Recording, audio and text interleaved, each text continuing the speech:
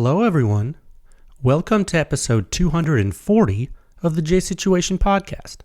I'm recording this on December 10th, 2024. How are all you wonderful folks doing? I hope you're doing well. I hope you had a wonderful Thanksgiving. My apologies. I had to skip last week's episode. I was still under the weather, so slow and steady wins the race in this case. So we're a little behind, but we're still playing catch up. But today we're going to hit the technical discussion of the Rugged Obsidian 9 pistol test report. You folks saw that published a couple of weeks back. That was a big one and a very popular publication. So I think that's an important discussion. A lot of you have that silencer, so we'll get into that technical talk today. Also today, I want to give a quick introduction for a publication we were putting out with this episode from a longtime Pew Science client, LMT. Yeah, Lewis Machine and Tool. Some of you may have heard of them. They make weapon systems. More specifically, this work is performed for their Advanced Technologies Division, LMT AT, which is what that's called. We have been their third-party lab performance validator during the development of some of their silencer systems, and one of those systems is the ION LT, and you will see that today on the website in Article 6-173. So there'll be a quick intro about that. Okay? So if you've been here before, welcome back. If you're new to the podcast, welcome. We're glad to have you. There are timestamps in the episode description for you to skip wherever you would like. But if you want to hang around with me a little bit longer, I'm going to quickly speak to you about the companies who make this podcast possible. But by all means, if you would like to skip these ads, please do so. As always, this podcast is brought to you by Legion Athletics. Because nothing you do, exercise, sports, anything is worth doing without consistency, and you have to do things all the time if you want to be good at them. Legion Athletics can help. They got whey protein, pre-workout, post-workout. Do they have everything you need? Maybe not, but they do have a lot of it. Visit legionathletics.com. There's a link in the show notes, and use code word PewScience for 20% off of your first order. Keep using the code. You'll get a net 10% off, same as cash with points. Get strong. It's important. This episode is also brought to you by Silencer Shop. They've done a lot, not only for consumers in the industry, but for tons of dealers, large and small nationwide. If you're a new dealer looking to get started in the space and maybe you can't hold a lot of inventory, you want to maintain low overhead, Silencer Shop can help you out. You can use their kiosk, do your fingerprints and photos electronically, and in turn, you cut down on errors, you simplify your silencer purchasing process, you get a money-back guarantee. It's pretty good. No transfer fees, no paperwork errors, just you and your silencer with no drama. Truly is silencer ownership simplified. We're sponsored by Top Gun Range Houston. If you go to Houston on a business trip or you're just passing through, maybe you live there, they're worth checking out. In addition to having a 15-lane indoor range, they have the largest firearm rental fleet in the entire state of Texas.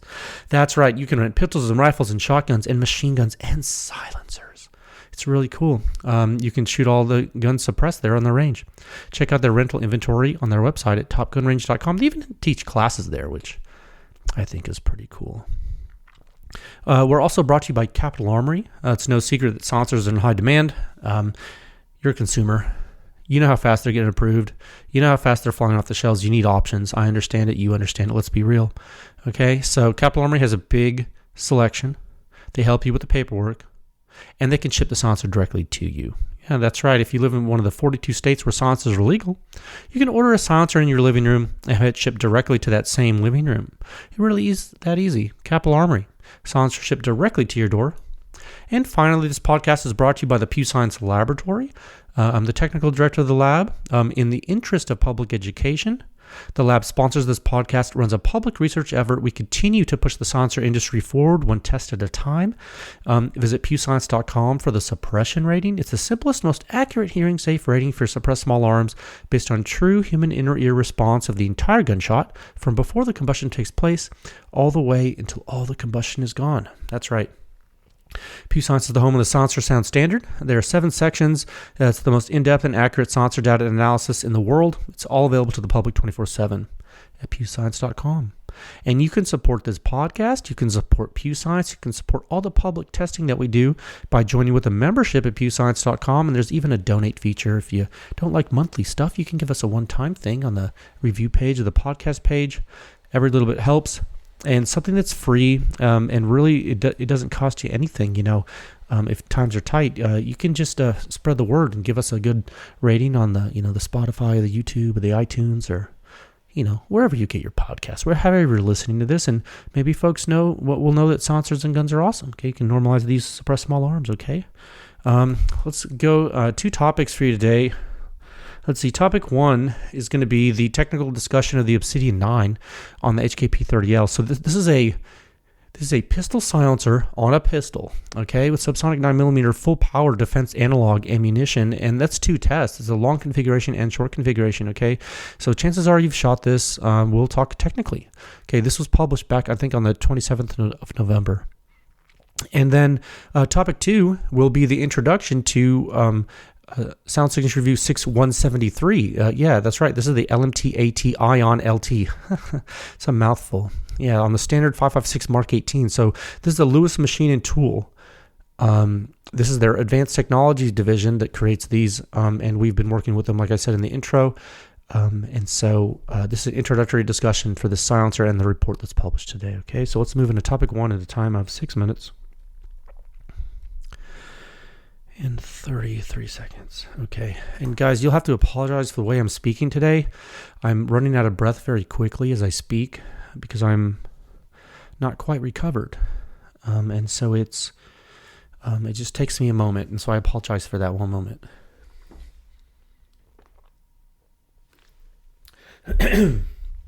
So I do recognize that I am somewhat out of breath.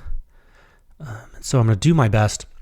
I know my voice sounds weird today, and I'm talking a little bit differently, but I skipped last week, and I didn't want to skip it again, and so I didn't want to leave you hanging that long, and so we're gonna give this the old college try, and please forgive me for the quality of my voice. I promise I'll try to be back to normal as soon as I can. So topic 1, Sound Signature Review 6172, the Obsidian 9. On the HK P30L. Yeah, long and short configurations. So finally, of all the 9mm pistol silencers that we needed to get into the standard on a pistol, this was one of them, right? And I think probably the only thing as important in the historical record was the AAC Tyrant 9 series, right? And we literally tested every single one of those, like including the new ones in every possible configuration, right? So after that, I felt like we were in really good shape. We were in really good shape, like with a really good base. And now that we have the Obsidian 9 in both configurations, and of course the Obsidian 45, which we have had for quite some time, I think we're in really good shape, and the data set is very strong. We still don't have the old AAC Evo 9, the Evolution 9. I do think that would be really good to have, but I think we should focus on the modern stuff now, and we'll circle back to the Evo 9 when we can, and that one will be done. I don't think I forgot about that part of the timeline. Those of you who were around back then are probably smiling a little bit because you know exactly why we have to do it, given what's in the pedigree right now. So you understand what must be done for the prophecy. You see, if you're a silencer guy, you know what I'm talking about. Some of you are very new to silencers, like in the past, 5-10 years. Some of us have been into silencers for much longer. And so we've been around and we've seen what people have said and done and not said and not done. And I think that Evo 9 needs to be there for the record. So okay, enough of that. So the Obsidian 9. Okay, first off, I just want to reiterate something I said before. Yes, we were going to do this silencer a while back. And the MP5 was actually the first target here. Given the rugged branding, okay, all the hoopla, that's belt fed rated. Anyway, and what happened though, we kept getting jacket separation on the MP5 with the rugged 3-lug mount, factory rugged stuff, no third-party stuff, HK weapons, okay, and 2 different MP5s, so don't, it's the silencer, okay, and so I actually made kind of a stupid assumption, and I had made a stupid assumption that it was going to do that on the pistol, and so we just never tested the unit on the pistol because we couldn't get it to work on the MP5, so we're like, so I put it in inventory and forgot about it, And then we tested on a pistol, and it worked fine. And so here we are. So maybe it's the 3-lug mount. I don't know. But so, we're going to have to chase the 3-lug issue. But suffice to say, our lab is not the only party to have issues with the Obsidian, right? For some reason, the Obsidian is known to have alignment anomalies. Well, is that a bad way to say that? Well, let me say it a different way because that might not exactly be true. The Obsidian is known to have axial bullet flight path anomalies that may result in end cap strikes or more severe strikes. Okay, is that fair? I do not personally know the exact reason because I've not studied it in depth, but I am fairly certain some companies and parties have studied it. If you're an end user, don't fret. Rugged has a really great warranty, very expedient customer service, so I'm sure you'll be taken care of. The only reason we didn't send ours in for the MP5 issue was because of time. The time to actually do the RMA when I had other things going on was more than I was willing to mess with at the time. I just wasn't. And then I forgot. Things happen. Okay, so you take away some of these idiosyncrasies,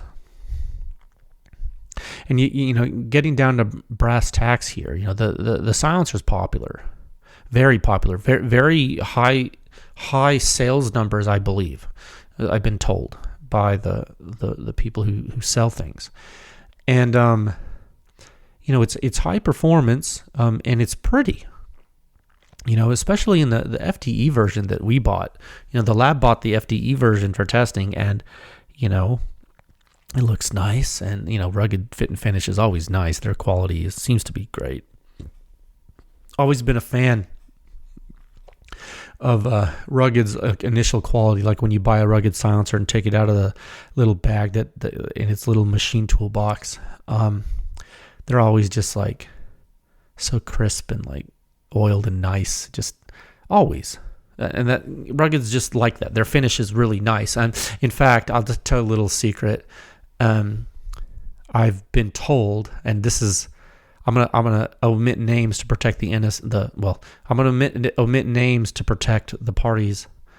I've been told that some other companies, when reviewing first articles of manufacture, have looked at their articles and said, "Oh my gosh, this is so nice! It looks like a Rugged silencer."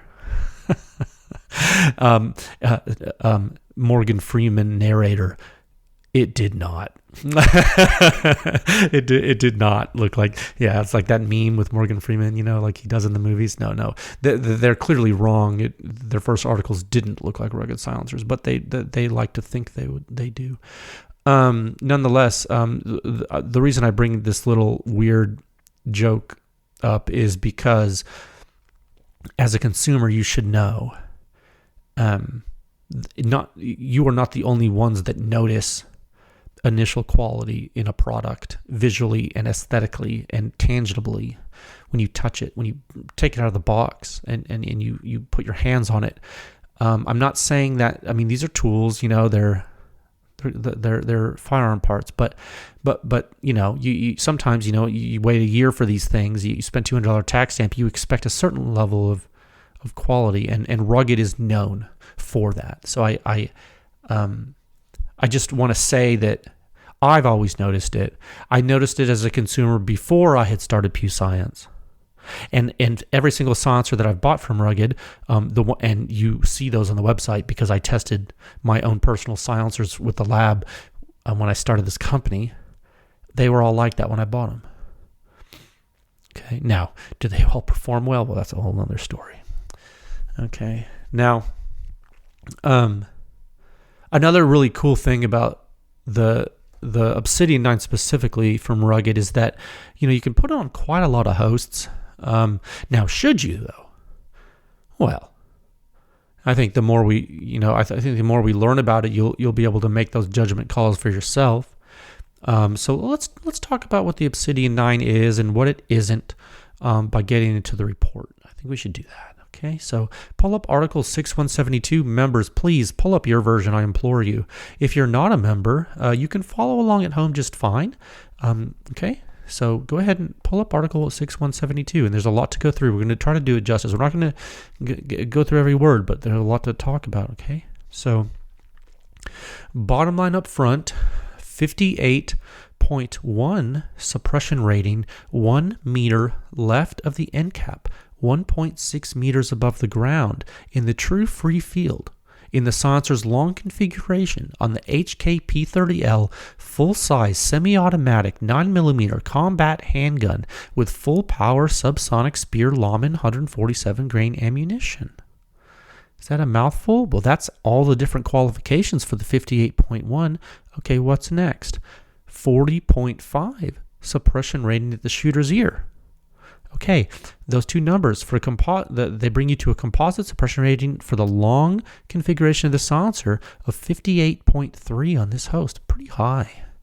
Okay, now you take off the distal section of the silencer and you make the short configuration. What happens then? Well, the muzzle suppression rating drops from 58.1 to 21.5. Man, that's 3 categories. Yeah, that's huge. Huge.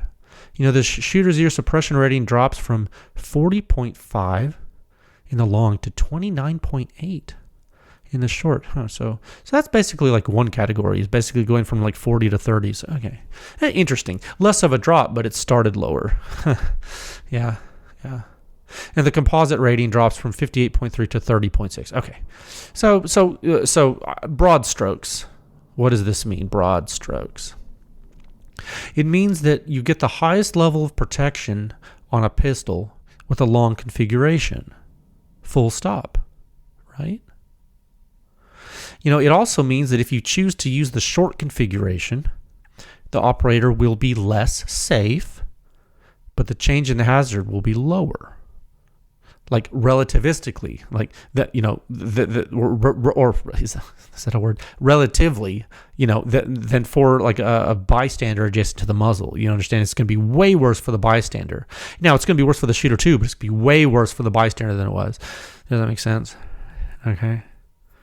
And given you're holding the pistol out in front of you, and given that you understand both muzzle blast and ejection port blasts, they're both hazards, maybe, these high-level conclusions, they should make sense to you when we change the configuration of the silencer, And what, speaking of, and maybe I should have brought this up in the intro, but really quick, you guys saw that, like, that high-profile case of that assassination in New York City, in, like, downtown Manhattan, outside the thing there where there was a United Healthcare CEO, and he was walking to attend a shareholder meeting, and a young man was waiting there for him, and he had a suppressed 9mm semi-automatic combat handgun, full size with a silencer, and he shot the gentleman, I believe 3 times, at close range.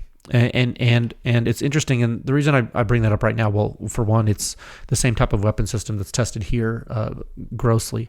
Another reason I bring it up is I read, some reports early of and even continuously of people who speculated on what type of weapon system it was, and there were malfunctions on this video, when he was shooting, and they were speculating about why that was. And one of the things people were saying was because, well, he was using subsonic ammunition, and that just wasn't cycling the silencer. And I was like, well, that's not true, right? That's probably not true. Because what was happening was the gentleman was shooting, or the young man was shooting this pistol, and what was happening was, upon return to battery after the stroke, it was not chambering around correctly, and what was happening was it was not cycling correctly because the mass hanging off of the barrel was not being decoupled at the right moment in time. And that's because and I haven't seen this definitively, but most likely it didn't have a proper inertial decoupling system. It didn't have a piston in it, probably, or the piston was in poor condition. Maybe it wasn't lubricated. Either way, there was an inertial decoupling problem. That's the thrust of the issue he was having with it. Yeah, nonetheless, he was successful in the assassination attempt. Not successful in getting away. He did get apprehended recently, but he was successful in the operation nonetheless. And so the analog for that would be a long configuration. From the video, it looked like it was a full size pistol silencer. Whether or not it was subsonic or supersonic ammo, it's really of no consequence. In fact, he was so close that even if he was using supersonic ammo, there wasn't enough distance between the end cap of the silencer and the terminal place of the bullet where the bullet hit the target for Mach wave propagation to occur appreciably. So it's likely that barring any significant load muzzle blast phenomenology, it's likely that the sonic crack wouldn't have made a big difference in this particular case due to the range. But it was, you know what I mean. Hey, but he probably used subsonic ammunition, because why wouldn't you? You can go to the trouble to use the silencer. You'd probably use an 147 grain. I would think he would probably use some hollow points. I don't know. Maybe not. Maybe could have used full metal jackets. Again, very close range. Probably had some pretty good muzzle velocity. Obviously got decent penetration because the guy died. So that was just my short recap on that. I saw people talking about, he used a Station 6. No, he didn't. It's completely different. The Station 6, you have to rotate and unlock the bolt and then push the bolt back and rotate again. He clearly didn't do that on the video, and we tested the Station 6. You guys will see those results. It's not really a great system. So anyway, just because I mentioned I said full power subsonic Speer Lawman 147 grain ammunition, I just want you to know that subsonic ammunition out of a pistol can still be full power. In fact, the reason why we use Speer Lawman 147 grain is because it is an analog for the self-defense loads from Speer. And like the Speer Gold Dot, it's the same powder analog. It's the same muzzle blast. Okay, so why on earth would we wouldn't use downloaded ammunition? Because then the answer wouldn't make sense, right? It'd be cheating. Why would we do that? It'd be useless to you. Okay, so we spent a long time figuring that out. So let's get to the technical data. Scroll down in the article. I'm sorry I took that detour. I had to. It was a very, very popular event. We had to talk about it. Scroll all the way down into the technical data. Scroll past table 1 because you're better than that, and get to figure 1A and figure 1B. Okay. Now, for those of you following the research, these plots couldn't be more boring. And that's good. It's actually good, because this is absolutely what one would expect from a highly efficient stepped throat curved cone with a mill cut. It's very, very textbook. The rugged baffle geometry in the Oculus and the Obsidian, very well understood. And you can see it does very well in gross flow restriction overall. It's built for it. I think that's what Henry figured out and likes. And hey, you can't really blame him in some ways for this. It's simple and it works. Why change something if it's working for you? I get it. believe me. I'm not throwing shade. It's very well understood. And so what you're seeing is typical wave coupling with the pressure wave from the projectile and the exit jet, which is, you should understand that. And it's expected. It's expected for the length of the silencer and the ammunition type on this host.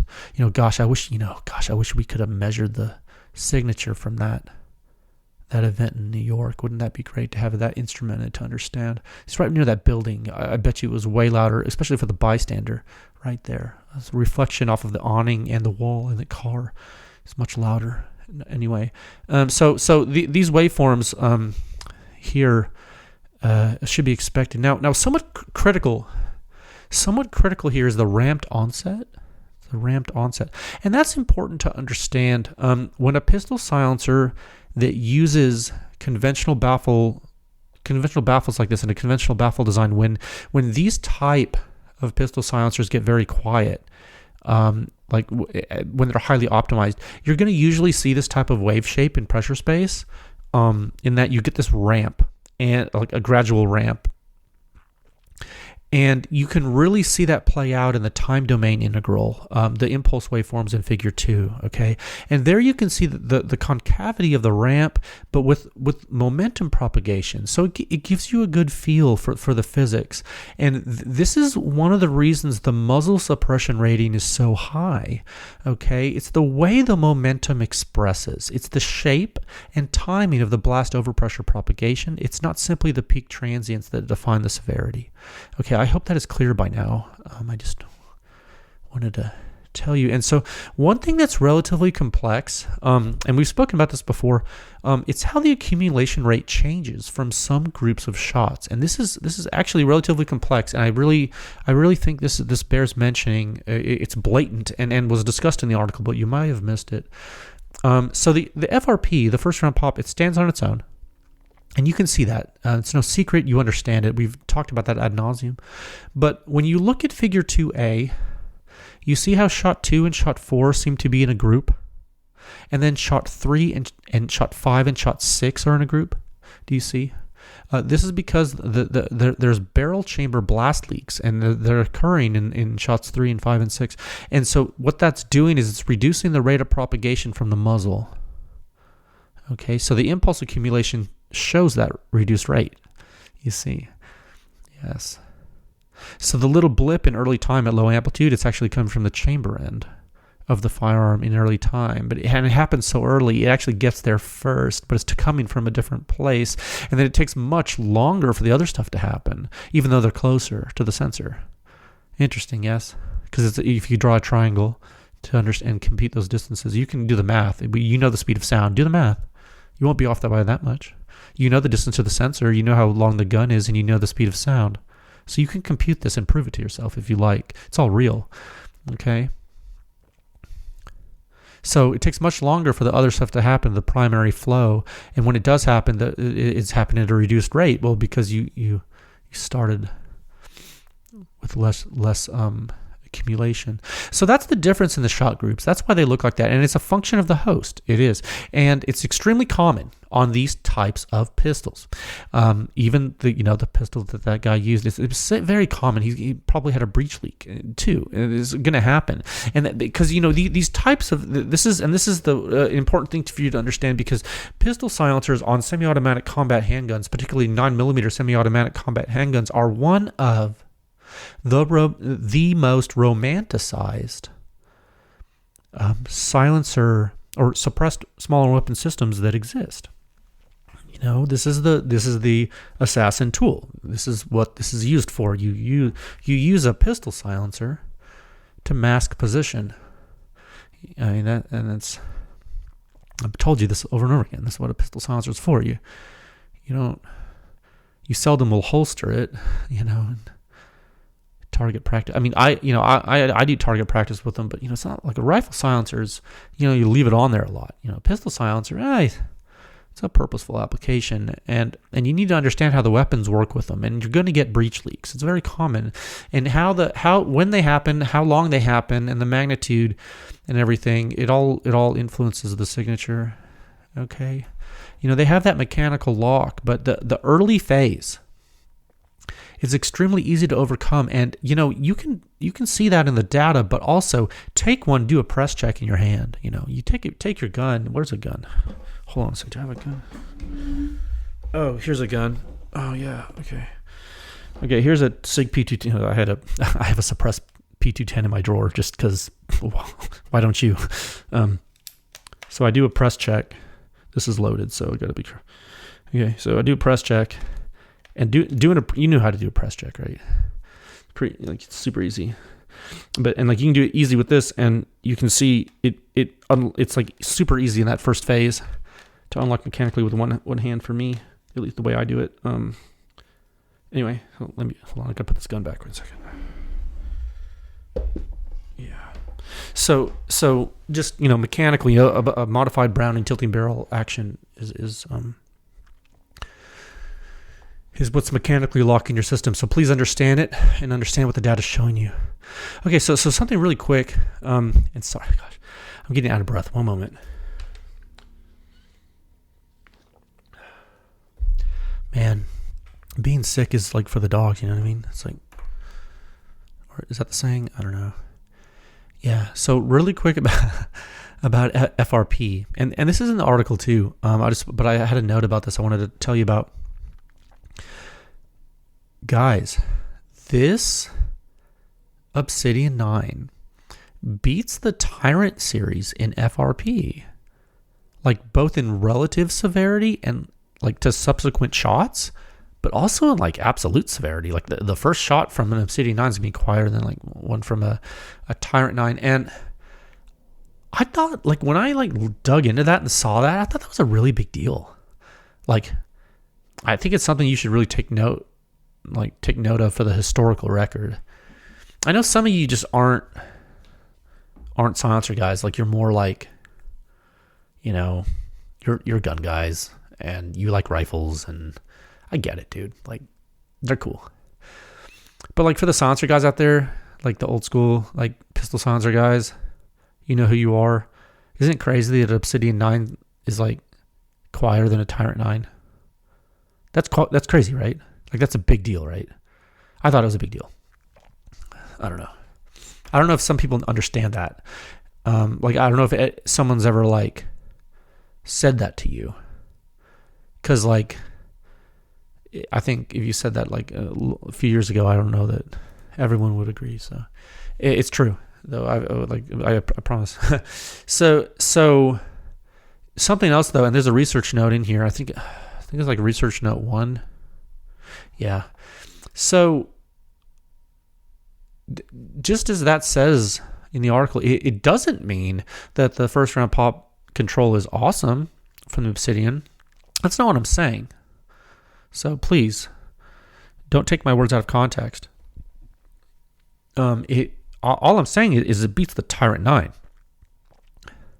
I mean, because there are silencers that smoke the Obsidian in FRP control. Okay, and so you need to check out the rankings section, please. Look at the SC, look at the Trident 9.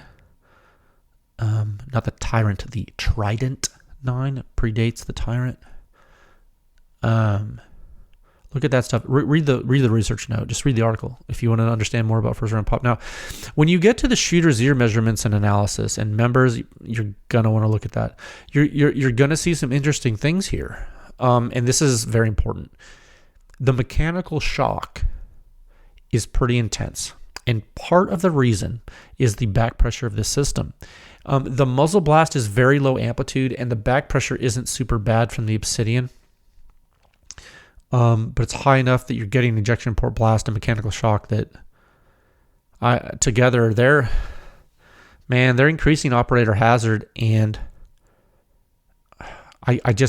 all I can tell you is I really think you should use the shooter's ear suppression rating here, guys. You don't forget it. I know how many of you love to shoot these types of systems without hearing protection. I know it. Believe me, I get it. Trust me, I get it. Okay, but please be careful. I don't want you hurting yourself, okay? Now, at this point, you might be wondering, okay, given the strong gross suppression performance, but the back pressure being kind of high, What if we drop back pressure by removing the distal section and making it short? You're like, oh man, it has some back pressure. We'll take off the front. Maybe we'll increase the flow rate. You've all thought about that, right? You should be thinking about that if you're learning anything. And so my answer to you regarding that plan would be, dude, you can totally do that. But you knew there's going to be a but. But you're going to pay a toll. And the toll you shall pay is the blast propagation toll. It will now be Muzzle Blast Town, USA, population U. That's right. So let's explore that right now in the next test. Short configuration. So scroll down to figure 5A and 5B. Two tests in this article, remember? Yeah, cool, right? 2 sets of fingerprints, right? 2 silencer configurations, 2 fingerprints. Okay, so now we're in a completely different, it may as well be a different sport, because it is. Isn't that crazy? So look at figure 5A and 5B.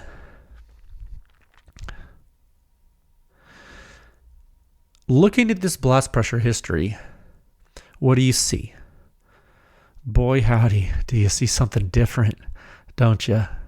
You sure do. And remember, we just looked at the long configuration, and we talked about optimized simple baffle technology. We talked about ramped rise times.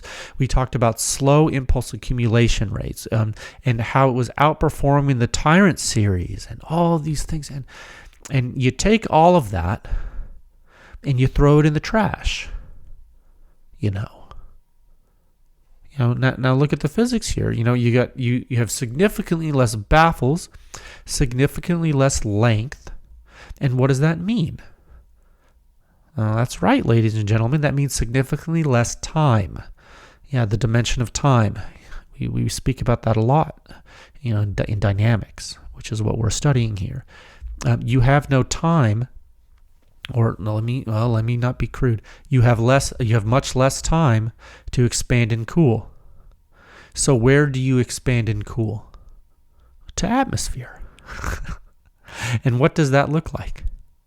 Big shock waves. Yeah, that's right. So look at these blast waves coming out of the short configuration end cap in figure 5B. Yeah. So notice in figure 5A, in the whole time history there, the whole thing, in the whole picture, the primary combustion event seems to be over pretty quickly. It's like it's in and out, just it's gone. It blows down so quickly. Yeah, that makes sense. Yes, because I'm not trapping gas. Yeah, stuff came out of the silencer faster. That makes sense to you. Yes, not enough time for the silencer to do work. Yeah, so you zoom in and you go to figure 5B now, and you see the violence, the absolute violence, the violent first couple jets, which are super wild. And then you get the primary jetting, which is just as wild, if not more wild, or wilder, or whatever the word is. Then you get big primary jet rarefaction, huge negative phase. That huge negative phase as that wave sweeps by you. And, in all of this chaos, as the annotated figures show, we're still measuring features like FRP and the rise times, all the technical stuff. But big picture, it's blowing things up in a big way here. Pretty loud. Okay, suppression rating metrics reflect this. It's all congruent. Okay, so you scroll down further here. You look at the impulse histories, guys. The first jetting it's even giving you huge humps here in the impulse space, and that's very common with pistol silencers. With short pistol silencers. It's not your first rodeo. You've seen this in the short pistol silencers, and the short configuration of the Obsidian 9, I think, is one of the loudest short 9mm silencers you can use. In our test pedigree based on our data and analysis. I'm sure there are probably louder ones out there, but this is the ones we've tested. It's the loudest. Now that being said, it's way better than an unsuppressed gun. So please use it if you're deciding between this and nothing, and you aren't wearing hearing protection, because this is going to help you a lot. You shoot an unsuppressed pistol with no hearing protection, you're going to get instant tinnitus. Trust, I've done it. Not necessarily on purpose. Anyway, so okay, let's get back to the technical talk. What you've done here is you've kept alpha constant, the early time flow state in the silencer, the blast reflection environment, because the blast chamber is identical. And what have you do? You've drastically changed omega by removing a section of the silencer, right? And so the shooter does benefit from the lower omega in back pressure reduction, but the alpha stays the same, and the muzzle blast is ultra high. So the shooter's level of protection drops. Yeah, you've dropped omega, so you theoretically could get less back pressure, but the alpha is the same, and the muzzle blast is insane. So the coalescence bites you. And so this is a really long article, and there are a lot of comparisons in the article, like in the text, and I think you should read it. The bar chart's great, the color bar chart, which goes through all the different comparisons.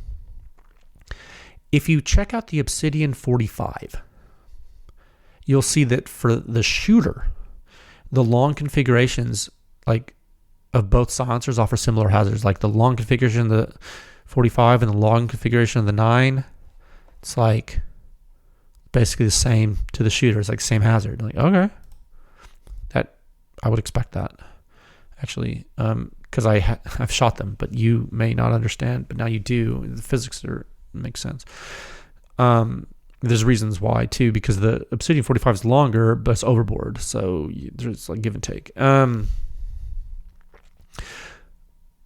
Overall, the 9mm version of the silencer is quieter. Like at the muzzle, it's quieter overall because of cartridge optimization, as you would expect. You would expect that. Now, here's the thing that's like really important for comparing these two silencers from the same company.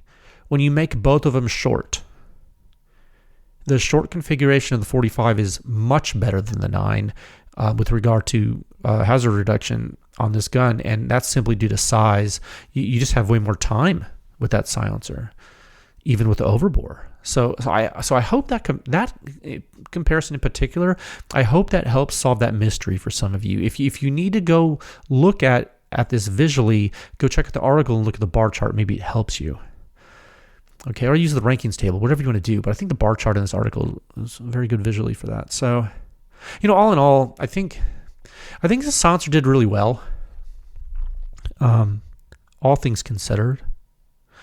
And I really do want to give a huge thanks to all the Pew Science members out there that they really continue to contribute to this research, and that they make things like this possible.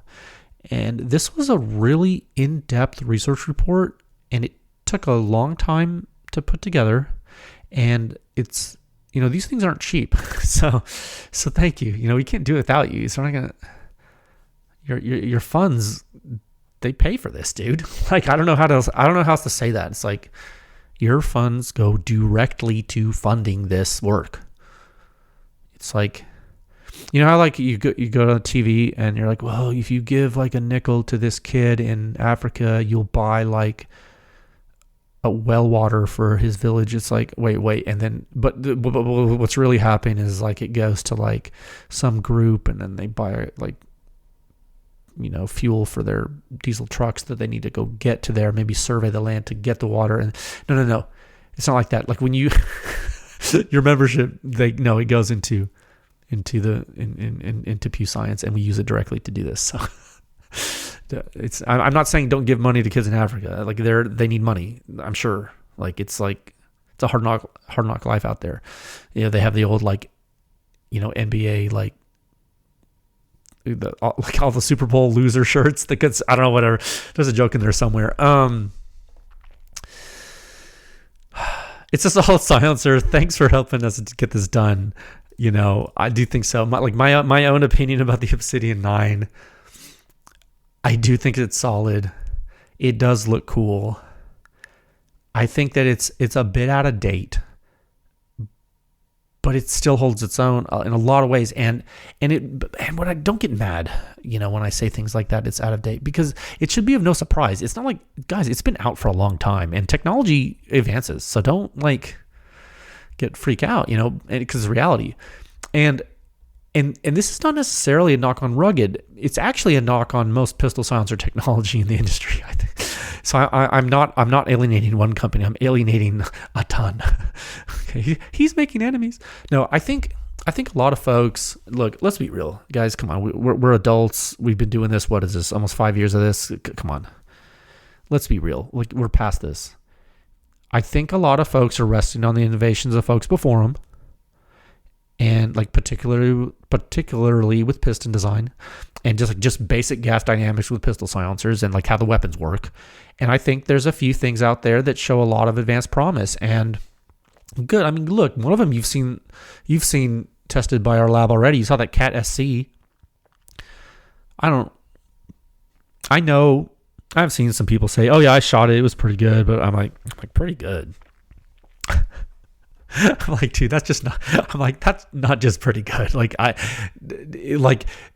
You know what? Actually, when I see things like that, I think to myself, use full power ammo. If you're using what is that stuff called? Hush or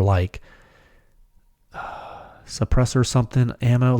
All these little these downloaded weak silencer only suppressor ammo stuff, and people are comparing silencers side by side with that. I'm like, no.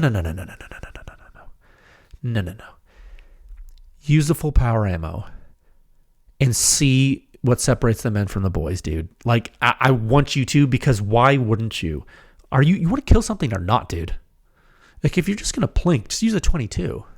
What are you doing? I don't know. That's maybe a personal opinion. You'll see more. Some of these advanced silencers, it's not just Cat. There's more.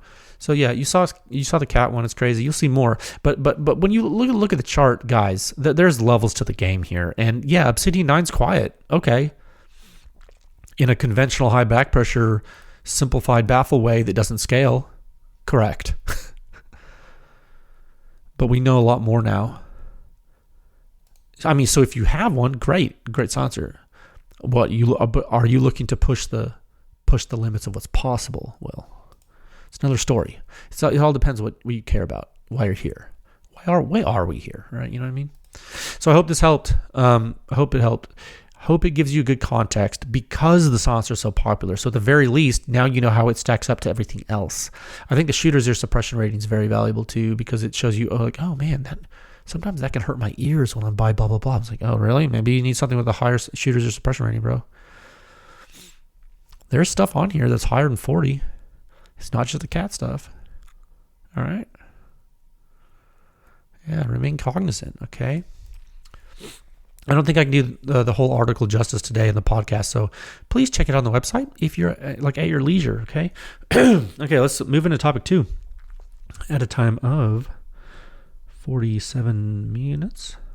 No, crap. Oh, I missed the point. The post, rather. 48 minutes and 11 seconds. Oh. What is this? Amateur hour? No. 1 second.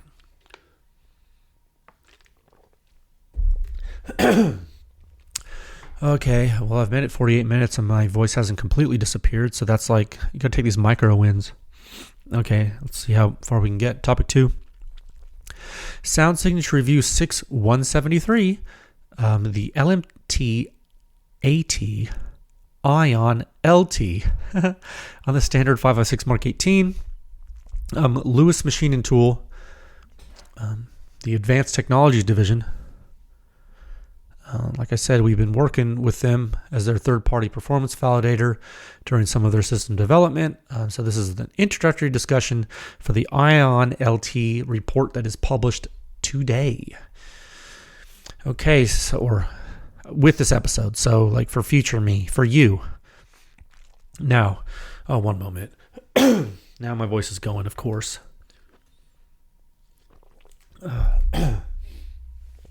We're so close. Okay. So this is pretty fresh on my mind. I have been out. It's been really had to grind on this one to get it buttoned up. I just want to say up front that this is a really big honor for Pew Science. Okay, my voice. One sec. I have to pause this. Okay, I'm back. Let's try this again. What was I saying? Oh, right. So I just want to say up front, this is a really big honor for Pew Science. I'm very personally thankful for the trust that LMT has given our laboratory over the past couple of years of doing all the efforts we've worked together on with them. So big shout out to the LMT folks for trusting us, and I'm really glad to see some cool analysis and information came out of all this, all the work, and that the public finally gets to see it.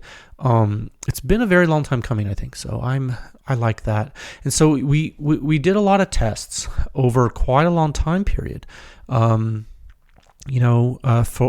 the Advanced Technologies division of LMT, and what you guys are going to see first, and today. Is a silencer called the ION LT, and this is actually a full-size 30 caliber rifle silencer, and it's intended to be able to shoot everything from rimfire, like 17 HMR stuff, all the way to 300 Win Mag. Yeah, and so like that type of thing. Okay, and so but this is a little bit of a special case, and because this is from LMT. There's some things that I think you need to know up front. Okay, so it's a hybrid design, like we've spoken about in the Pew Science taxonomy. Yeah, and we'll get into that on the deep dive next week. But as you'll see in the article, it's also a hybrid construction. That's right. So it actually uses two main alloys in its construction, both Inconel and titanium. So in typical LMT fashion, they wanted to be able to use it on 5.56 machine guns, and so let it be written, so let it be done.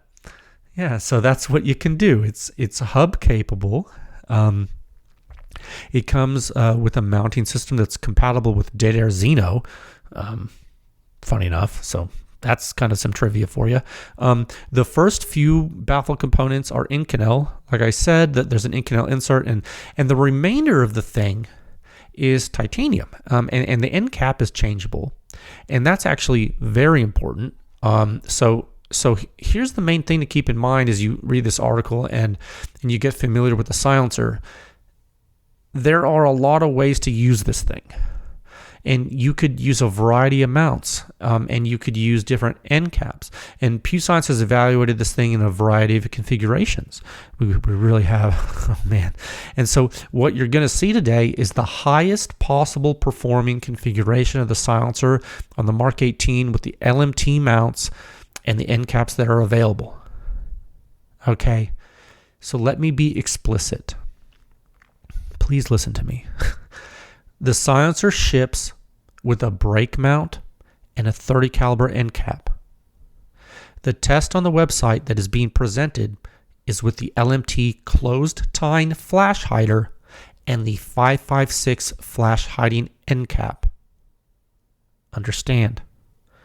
So, the silencer testing and analysis results that you see on the website are not of how the silencer comes out of the box. If you want to achieve the performance shown, you must use it in the configuration shown. The decision to publish this is a client decision. LMT gets to make that call, and here we are. Okay? Okay. So now that being said, I have the professional and ethical responsibility to inform you. This is my choice. I decide this unilaterally. And this is written in the article multiple times. If you choose to deviate from the configuration tested and shown, you will increase the blast overpressure hazard to both the operator and to bystanders. Okay? This will happen. We know it will happen. We have the data and analysis internally to prove it will happen. So don't say I didn't warn you. Do not get this silencer out of the box with the break and the 30 caliber a 30 caliber end cap, go shoot it and say, "Oh, Pew Science data doesn't make that." No. You didn't listen. Okay. So that concludes my statement of due diligence. I shouldn't have to say that again. It's in the article 100 times. Okay. Cool. So go check it out. Very interesting performance, given what it is. We'll have quite a lot to speak about technically as we do the deep dive next week. I think that'll be cool. That'll be fun. I'm going to enjoy that. For now, please go check out the article. See this first offering from the Advanced Technologies Division of LMT, and stay tuned for next week. And also stay tuned for more from LMT. Yeah, we're not finished. There are other animals. Yeah, there's other animals. Cool, right? So I hope you enjoyed the podcast today. Thank you for your patience with my voice and everything. It's been difficult for me, but you stuck with me, and that's really nice of you. I hope you're staying warm. I hope you're spending this wonderful holiday time with your loved ones as much as you can. Christmas is right around the corner. Dude, Christmas is so great. It's the best holiday ever. So I'm pretty stoked about that. So please stay safe out there, friends. I will talk with you folks again soon. Okay, bye.